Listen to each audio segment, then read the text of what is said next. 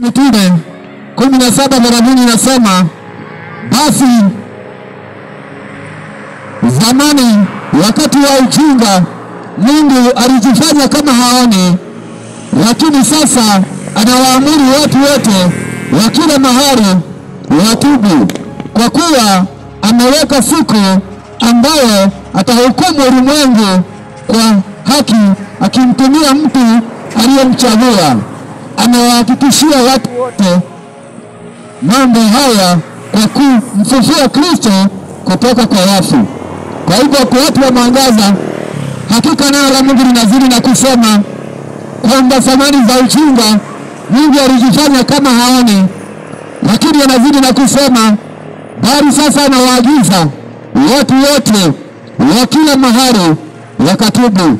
Kwa hivyo jioni hii ya leo tumekuja kuleta hili neno la baraka na kukuambia ni wakati wa kumhofu Mungu.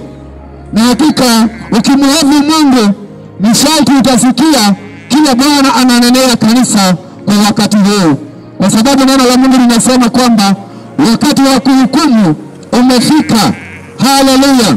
Kwa hivyo Mungu anakuja kuhukumu dunia, anakuja kuhukumu dhambi, na kama kutakuwa na dhambi ndani yako, mpendo wa mwangaza, utahukumiwa.